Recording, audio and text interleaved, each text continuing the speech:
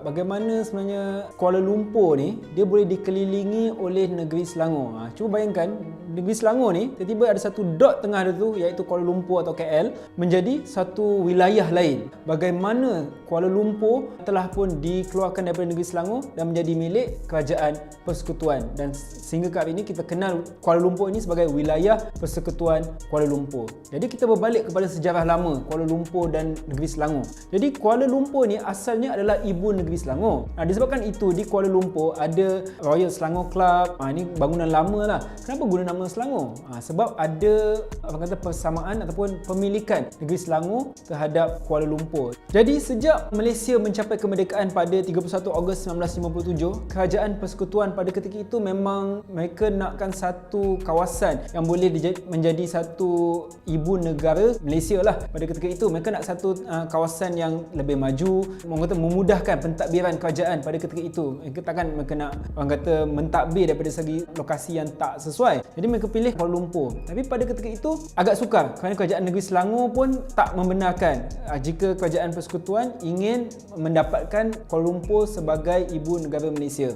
Kenapa Kerajaan Persekutuan pada ketika itu nakkan Kuala Lumpur? Pada ketika itu ada dua saja kawasan yang sangat maju di seluruh semenanjung Tanah Melayu dan juga di Singapura, iaitu Bandar Singapura. Kita tahu mereka memang dah first world city, dan lagi satu adalah Kuala Lumpur. Jadi orang kata bandar kedua yang termaju di dalam semenanjung Tanah Melayu dan juga Singapura selepas Singapura adalah Kuala Lumpur. Jadi mereka tak nampak cara lain. Mereka nampak Kuala Lumpur perlu menjadi satu hub kepada pentadbiran kerajaan Malaysia yang baru saja mencapai kemerdekaan, kerana dilihat daripada segi faktor ekonomi, dari segi faktor politik dan dari segi faktor sosiologi, Kuala Lumpur mempunyai satu potensi besar untuk menjadi satu hub antarabangsa untuk memperkenalkan negara yang baru merdeka ini, iaitu negara Malaysia, ke pelosok antarabangsa.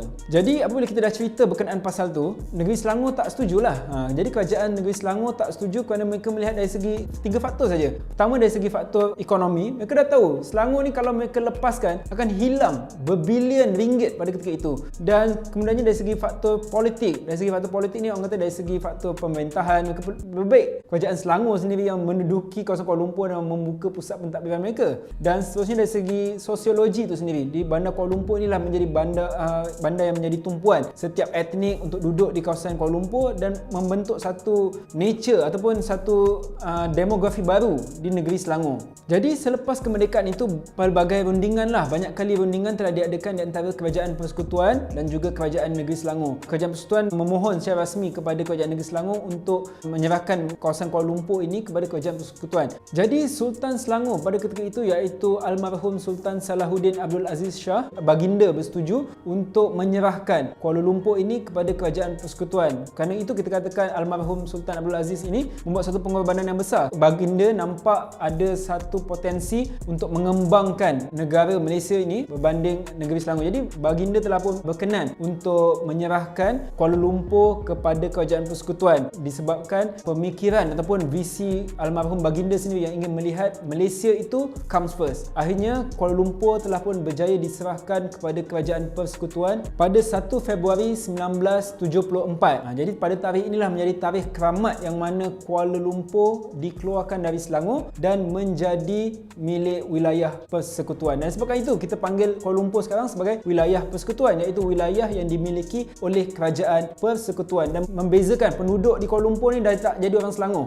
Sebabkan dulu kalau secara logiknya kita tengok, kalau dulu lah masa Selangor main bola masa zaman Muqtadar, home Selangor adalah di Stadium Merdeka, dan Stadium Merdeka tu terletak di mana? Stadium Merdeka tu terletak di Jalan Hang Tuah di Kuala Lumpur. Itu adalah orang kata contoh yang mudah persamaan ataupun simbolik di antara Kuala Lumpur dan Selangor, kerana memang Kuala Lumpur adalah ibu negeri Selangor pada ketika itu. Jadi perjanjian pada tahun 1974 itu dikenali sebagai Perjanjian Penyerahan Kuala Lumpur sebagai wilayah Persekutuan, dan telah pun ditandatangani oleh Kerajaan Persekutuan dan juga Kerajaan Negeri Selangor di Istana Negara.